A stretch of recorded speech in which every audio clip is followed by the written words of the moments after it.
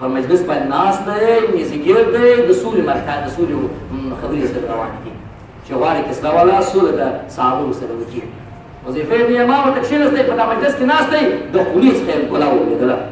ګوله چې ولیدل شاوخوا د باچیان دي وزیران دي دا ناست دي هماسې ګولې ته ور حمله کړه چې ګوله راواخلي او دغه شیمې خشمشه وه هغه اخوتې کې انډیوال دوی ورته وکتل چې ودې شرموله دا د باچیانو حالت وګوره دا د خانانو مجلس وګوره دا د غټو غټو مشرانو انسانانو مجلس وګوره او ته په یوې ګولې پسې هغه وایي دا نادیده دی بشي نه پوهېږي هغه څه وایي ااترک سنت رسول الله لهؤلاء الحمقاء آیا زه د نبي رسول سنت د دې بې اکرانو او د دې ناپوهانو لپاره پرېږدم نه نه هېڅکله هرګز سولې دې نه کېږي په ما پسې دې وخاندي ما ته دې سپک وګوري اما سنت رسول الله نه پرېږدم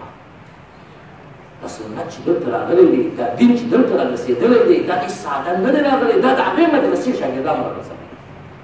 نو شیطان چې دلته راځي شیطان تا ته د خدای خبره نه کوي شیطان تا ته د رسول الله خبره نه کوي شیطان تا ته د کتاب د قرآن خبره نه کوي شیطان تا ته دا ځای بدنام او که دغه در خراب کړي که مدرسه در خراب کړه که مسجد در خراب کړي چې ملا د بینه وایستی او بس کار روسا اوسه هېڅ خبره بله نشته ملا چې مړ شو بیا دین د چا څه زده کوي مدرسه چې ړنګه شوه بیا دین د چا څه زده کوي او بله دین خراب شیطان د دې مورده بحث کوي د دې مورده راځي د دې ځای شیطان روان کېږي دغه ځای نه روان کېږي چې دا یې خراب کړئ سبا درته راځي وایي ژر څه معنا ورکوي بل سبا درته راځي وایي لنګوټه ثابت ده دا په سنت دا په احادیثو ټول احادیث ضعیف دي په احادیثو کې دلته اوس تازه نوبالغه مجتهد پیدا شوی دی دلته کورنۍ مجتهد پیدا شوی دی چې دلته راځي زما سنت د رسول الله صلی الله علیه وسلم دا یوه پټه ونیسي دا قبضه در بولي او دلته راځي لنګوټه په ضعیفو احادیثو باندې ثابت شوې ده اصلا یو قوي حدیث نشته د لنګوټې په ثبوت باندې د دې مورده اصلا دا ننوځي لنګوټه یې وغورځوله قانونشي ده وغورځوله سبا کالي هم درغونډه هغه پتلون راغونډه بس سبا نیکټایي هم نه راغونډي چې نیکټایي در واغوستل پتلون در واغوستل په هغه ضرورت نشته چې ته واغړې ملا هم تللی دی مدرسه هم شنډه شوې ده ملا هم درباري شوی دی ملا چې درباري شو بله سبا حدود هم نه مني شان هم نه مني ګټه کارونه بله خراب کېږي پر دین باندې استقامت ډېر مهم کار دی د دین ارکان به ټوله سړی مني د دین په ټولو ارکانو شته چې الله ته زموږ رب یې دغه دې منلې په دغه باندې ټینګ ودرېږه ملا باندې ودرېږه مدرسې باندې ودرېږه ژبې باندې ودرېږه لنګوټې باندې ودرېږه پر کالو باندې ودرېږه پر سنتو باندې ودرېږه تر مرګه ودرېږه که دی آفتو دا خواته واوري اولانو بیا کار برابر نه دی بیا هېڅ کار نه کېږي بیا خبره برابر کېدی نشي مولانا اشرف علي تانوي قدس سر الثاني یو مرید دی مولانا دغه عزیز الحسن مجذوب نومیږي مولانا عزیز الحسن المجذوب دا په مریدۍ کې مرید دی ورسره ناست دی چې په مریدۍ کې ورسره ناست دی مرید دی نو څه معاملات پېښېږي په مریدۍ کې هغه یو ورته مولانا مخکې ورته ولا هغه اوس زما له دباره اوس أنا ما زدي زي وصل مولانا محمد الحسن مدغا عزيز الحسن رحمه الله دكتور وتي جوتي أخذت الدروازي أزاد زاد شي مولانا شفري تانوي مين ألت ناس بزينة ده يسي موز كبير رزي على برا زي ولا ألت ناس تي موزو كي بيت ألت كشين يو شاش شفري تانوي رحمه الله تو شدا سوي خنزي ده قال الناس تي بس بالفرق والترتيب كمشتي يوسف كواي عجب نادر كار تبيئات بيخي كار خراب كار كثير خراب مولانا ولاد مختلف التبيات خبر خراب وكي ده مختلف التبيات بالندي روان ده مختلف التبيات خراب وكي ده يا ما قسم ولا النورستا فيصير جوندي زما دم تبادي جوندي زما قدرته زما عزت جوندي وسي تشي مولا كيلو بتصوري عزت مولانا استا عزت استاد نسته عزت پیر نسته هیڅ شی نسته ټول هغه د خپل سره او دا یو دی حالت دی چې زه نه غواړم په دې مجلس کې خبره وکړم نه غواړم په دې مجلس کې خبره وکړم توبه چې د دې دربار دی د دې ځای چا زور ولیدو د دې ځای چا زور ولیدو بیا په عمر ولا فشار زما خپل په ژوندني کې په یاد دي خپل په ژوند کې په یاد دي یو سړی وو په مولا پسې خبرې کولې او دا زه قسم اخم په والله دې مقصد کې دا ملا دا مشکل چې دی مینوي دا مشکل نه مولانا درول الله دې معامله ور پیښ کړه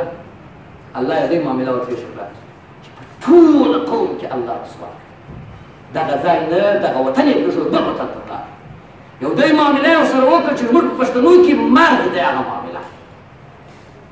یو وخت چې ولاړی ما پوه شوم چې د کوم ځای د زور مې د دې ولاړه چې ته راولاړ شې ملا تا ته هېڅ معلومېږي ته راولاړ شې تا ته مدرسه هېڅ معلومېږي تا ته طالب هېڅ معلومېږي تا ته استاد هېڅ معلومېږي تا ته پیر هېڅ معلومېږي دی ضربه به وخوري چې بیا ورچوب خدا صدا نداره اگر خود دوا نداره که یو وخورئ بیا دوا نشته بیا نه ولا که په انډیا کې پیدا کړې په هندوستان کې پیدا کړې په امریکا کې پیدا کړې په اروپا کې پیدا کړې په انټارکټیکا کې ولا پیدا کړې په افریقا او په امریکا جنوبي او شمالي کې به ولا دوا پیدا کړې بیا دوا نشته حالات بدل دي ورته ویل الناس ما دربار وځه د ګل نه ولا مخکې وشر وای هلته ورته ولاړ دی دا مخکې مخدو دی لکه دغه ورته ولاړ دی ځای نه دغه ورته ولاړ حالا چې دوی دوی چې سړي ځای نه لکه بل وراسي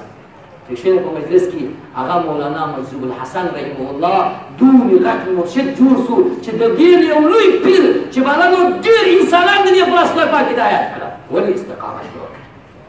دا چې استاد وشري بیا په هغه ځای ودرېدی ولاړ نه تللی دغه جوړه کړه دغه غاړه کړه نیولې وه استاد ته مې دغه کتل چې زه خو تا ته محتاج یم د خدای په لیال د دې درګاه مشر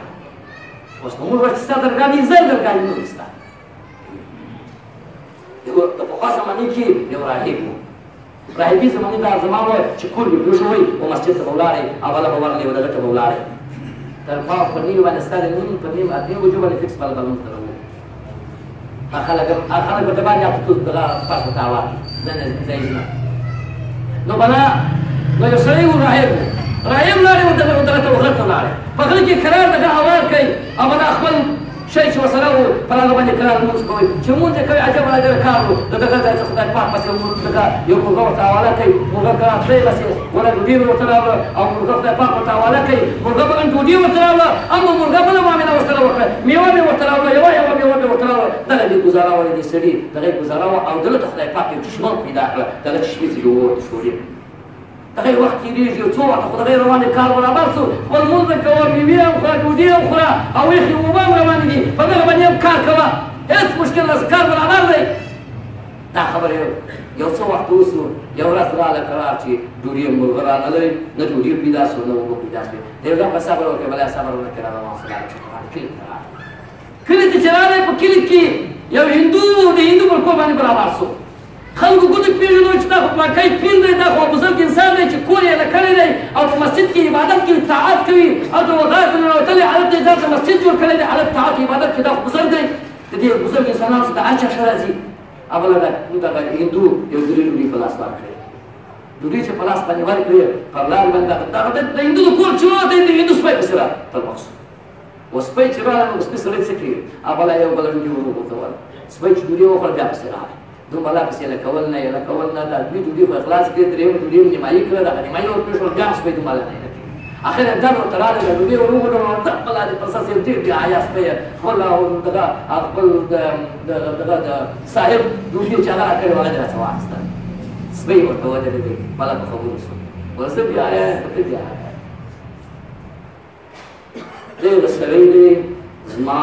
مالک دی دغه سړی ډېر وخت راسي 2 شپې 4 شپې 5 شپې 6 شپې راغلی ما ته ډوډۍ نه ده راکړې مګر زه د شپې ګرځم پر کور باندې پیرداري کوم و دې ته نه ګورم چې ډوډۍ دې راباندې بنده کړې ده ولې ما ته ډوډۍ نه راکوې ولې ډوډۍ راباندې بنده کړې ولې زما لحاظ نه ساتې خپله غوښه یې داسې دې نه راکړې او ما ته زما لحاظ نه کوې او ما ته ډوډۍ نه راکوې دې ته نه دي کړې خپل پیرداري کوم او تا د خدای عبادت کړې خدای ستا مالک دی یوازې چې ډوډۍ در باندې بنده کړې ده او هغه کور دې پرېښوی مسجد دې پرېښوی غار دې پرېښوی راغلې وه کلي ته او کلي ته چې ډوډۍ دې سوال کړه د چا څه دې سوال کړه د خدای د دښمن څه دې سوال کړه هغه خدای نه مني هغه د خدای دښمن دی هغه هندو دی او تا د هغه څخه ډوډۍ وغوښتله نو زه بې حیا یم که ته بې حیا سړی بېرته ورته بده خبره ولاړ راته کوي اوس مشکل د کوم ځای راغلی استقامت یې ولږه پر اعلی تند به راغله د وریځو د تندو طاقت یې راکړ په ورځو به راځي تنده به راځي مصیبت به راځي غم به راځي زوی به دې مړ کېږي پلار به دې مړ کېږي کونډه به دې پاتېږي ګرده کارونه به کېږي مسجد به دې ورانېږي مدرسه به دې ورانېږي ګرده کارونه به دې کېږي مګر ته به کلک پر یو ځای باندې ودرېږې ته به ولاړ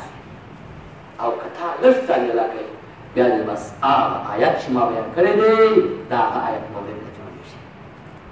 حضرت بلال رضی الله تعالی عنه په شګې سترې شګې ورته هوارې کړې راغوځارې کړئ او سره ډبره پر نس باندې جینه کېښوده او پر نس باندې سړی ودرېدی هغه وخت چې موږ مکتب وایو د مکتب په کتابو کې تصویر نیولی وو یو غاټ دغه ورڅخه ټوک او ورڅخه په دې ټوک باندې دا ډبره وهله پر نس باندې جینه ماتول هغه نارې وه الله احد الله احد الله احد نارې وهلې خپل د دین څخه ناوښتې حضرت سمیه رضی الله تعالی عنها د اسلام اوله شهیده وه حضرت سمیه رضی الله تعالی عنها چې اسلام یې راوی ابي جهل راغی ورته ودرېدی بله ورته دین څخه واړه بله ور دا دونې پیغام دا دونې خدایان چې 360 څو خدایان په دې دغې کې دي دا په یو خدای مه بدلوه دغه یو خدای یې لکه دوبې باندې نیک کړه بله یې روښانه وغوښتله دوه دانې روښانه راوایستله دوه دانې تورې راوړه یو پړی د سمیې و یو پښې ته واچوئ بل پړی د سمیې و بلې پښې ته واچوئ او یو پښې دای روان کړئ یو پښې دای روان کړئ په دې ښځې به څه کېږي دا چې یو ښځه دای روانه اوسي او یو مشت دای روان اوسي یو مشت دای روان اوسي پر دې ښځې به کم ظلم نه کړي کم حالت به نه به راځي چې یې کړي حضرت سمیه رضی الله تعالی عنها یې کړي ابي جهل فکر وکړ چې کړي یې کړي نو لږ چې زړه یې دا رسول چې د دین څخه اوري وایي ولې دې کړي کړي ما ته وویل چې دا زور غالي راسه و خدایان یې لکه دغه یو خدای یې لکه به نورو خدایان پسې ولاړ شه حضرت سمیه وایي په دې مې ارمان نه دی کشکې به بیا مره دا چل راسره شوی وای کشکې مخکې دا معامله راسره شوې وای خلک په دین باندې ولاړ دي ښځې په دین باندې ولاړ دي ښځې تکلیفونه ګالي ښځې غمونه ګالي ښځې مصیبتونه ګالي ځوانان دې په دین باندې ځان انفجاروي ځوانان دې په ځان پسې ګمان تړي د دین دپاره یې تړي خپل تر ژوند تېرېږي تر لذت تېرېږي یوه هفته یې معاینې ته پاتې یو واده ته پاتې وي و دغه واده خوند ته نه ورځي خلک راځي وایي زه واده کوم یو کال خوښۍ کوم د خوښۍ خوند په واده کې نشته هغه د یوې هفتې خوښۍ ته نه ورځي ځي د هغو سره واده کوي د هغو سره خوشحال کوي پر ځان د انفجار ورکوي دا مصیبت دا غمونه دا دردونه دا تکلیفونه دا به پر ځان باندې ګالي که دا دې وګالل او د غیر پر دین باندې پاته شوې نو بعد به ثم استقامو چې داخلېږي بیا پر دین باندې ولاړ د دین نه یې ولاړ د دین بیا پاتې نشته